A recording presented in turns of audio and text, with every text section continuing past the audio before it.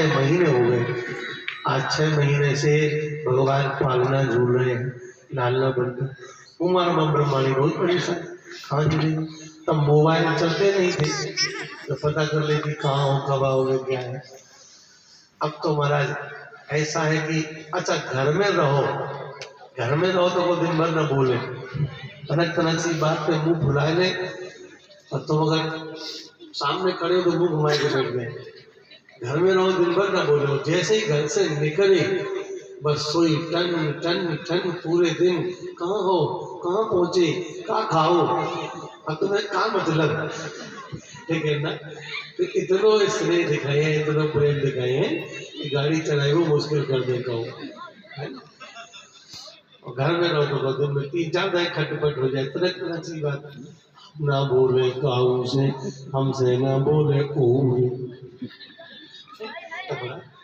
अब जैसे ही देखा उमर मां ब्रह्माणी ने कि 6 महीना से पता ही नहीं है, बड़ी परेशान।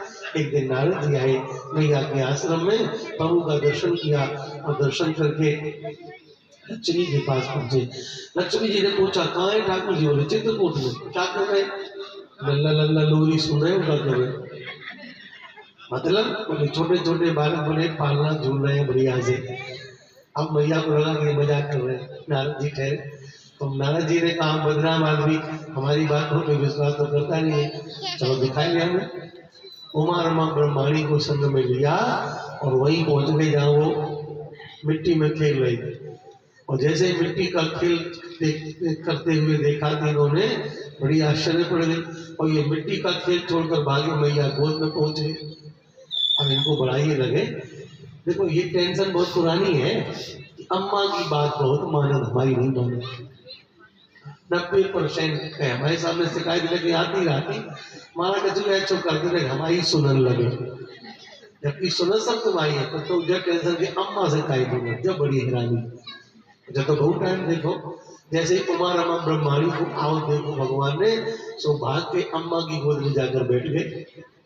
और यही इनको परेशानी। नारद जी से कहा देखो इधर आना चाहिए, उधर भागी। और कई बार तो ये गृहस्थी की बात है, सबको पता है। कई बार तो कह तुम सुधरे हो, दोनों में पता है तुम सुधरे हो नहीं, मतलब पता है कि ये नहीं सुधरने वाले के लिए।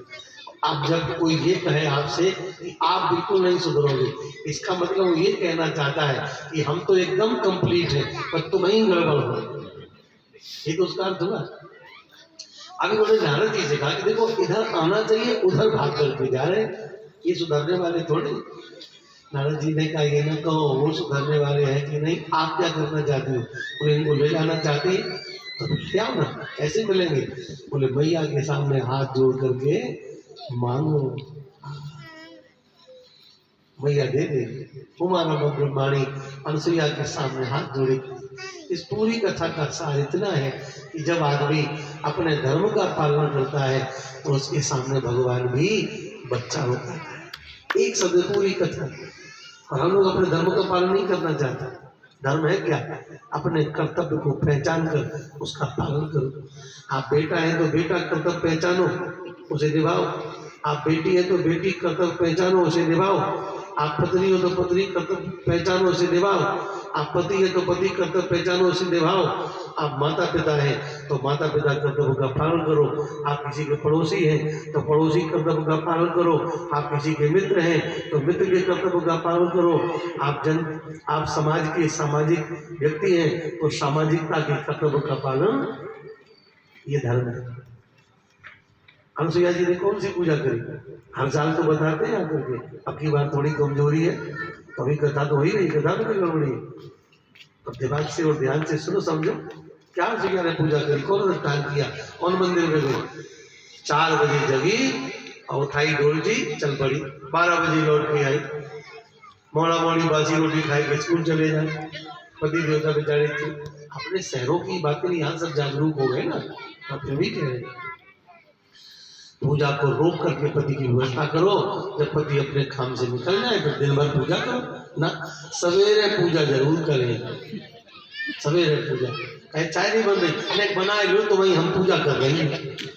बेचारे चाय बनाए ले, कहकर जो नमकीन नमकीन धरी नहीं है, अब तो भाई ले लो, अब हम पूजा कर रहे, तुम बेर बेर पूजा माई, उन सब पूजा, जब पूजा खत्म चाय भी बनाए, नमकीनों भी उठाए ले, पराठों भी सेक ले, रोटी भी बनाए, करो पूजा, पूजा ही करो। ना ना ना, ये पूजा नहीं है। पूजा को रोक कर सवेरे की व्यवस्था कर दो, अपने काम धाम पर जब चले जाए, दिन भर पूजा करो, दिन भर मोबाइल चले, सवेरे पूजा करो, सवेरे पूजा बहुत जरूरी, सवेरे की पूजा। ना ना ना, रसोईया मैया ने केवल अपने पत्नी धर्म का पालन किया, मात्र पत्नी धर्म का पालन किया। परिणाम ये हुआ कि भगवान संतान बनकर आ गए, संतान बनकर के आ गए। 6 महीने हो गए आज। कुमार ब्रह्माणी हाथ जोड़ी खड़ी है, क्षमा क्षमा तुमसे चाहती है, शरण तुम्हारी मैं हम सती हैं, दया करो देवी दीनता पर, हम हैं रमा ये है उमा, और ये रमा उमापति है। मैया ने कहा कोई नहीं मेरे पास, मेरे बच्चे हैं, जाओ यहाँ से। मना कर रही, तब तक अत्रि जी आ गए। अत्रि जी ने जैसे ही पत्नी की गोद में 3 पुत्र देखे, अब अत्रि जी को बड़ा विचार करना पड़ा कि 6 महीना हमें गए भाई, 6 महीना में हम वापस आ गए, और 6 महीना में 3 बेटा, ये तो प्राकृतिक है ही नहीं, व्यवहारिक है ही नहीं। और जब 6 महीना में 3 संतान हो ही नहीं सकती है, तो निश्चित ही हमारी संतान नहीं है, निश्चित ही ये भगवान है। जो कथा का विषय समझ में ना आए उसे झूठा नहीं मानना चाहिए, उसे ये समझना चाहिए मेरी बुद्धि में नहीं आ रहा, पर कथा कभी गलत नहीं हो सकती। 6 महीना में संतान तो 3 नहीं हो सकती, पर 6 महीना में भगवान भी 3 बार नहीं आ सकते क्या? वो तो 6 सेकंड में 600 बार आ जाए। तो तुरंत अत्रि ने पहचान लिया कि ऐसी अपराकृत लीला करने वाले तो केवल भगवान होते हैं, इसलिए ये भगवान ही है। और जब पहचान लिया तो बड़े गदगद हृदय हो गए। बहुत ध्यान से सुनना हमारी बात, दोनों पक्ष समझेंगे। अत्रि महाराज को जैसे ही देखा अनुसुईया ने तो प्रणाम करने चली। जी जब पति को प्रणाम करने चली तो अत्रि जी ने पत्नी अनुसुईया के मस्तक पे हाथ रख दी, रोका कि तुम मुझे प्रणाम मत करो।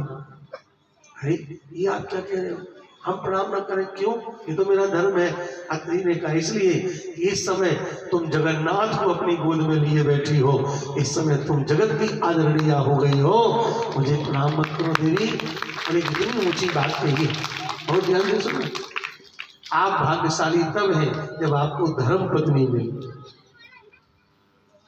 धर्म पत्नी वो है जो आपको धर्म से जोड़े, भगवान से जोड़े, भजन से जोड़े, रामायण से जोड़े, कथा से जोड़े, जो आपके साथ गठजोड़ा बनाकर भगवान का पूजन करे, वो धर्म पत्नी है। तो अपने को भाग्यशाली समझना। अनुसुईया जी को देख करके अत्रि जी ने कहा देवी मैं जन्म पर जन्म लेकर के तुम्हारी सेवा करूं, कभी तुम्हारे इस ऋण से उर्ण नहीं हो सकता। मजबूती से बात सुनना, इसके बाद छुट्टी, कल सुनाएंगे। मजबूती सुनना। अत्रि जी कह रहे हैं अपनी पत्नी अनुसुईया से जन्म पर जन्म लेकर तुम्हारी सेवा करें, कभी ऋण से मुक्त नहीं हो पाऊंगा। क्यों? संसार की कोई नारी अपने पति को एक संतान प्रदान करती है, इसी एहसान में वो पति पत्नी की जीवन भर सेवा करता है, खाना पीना पहनना उड़ना सब, क्योंकि तुमने खानदान की पहचान प्रदान की है, यही तुम्हारा एहसान है। तो संतान जन्म देने वाली पत्नी की सारी जिंदगी सेवा होती है, और तुमने तुम्हें भगवान प्रदान कर दिया है।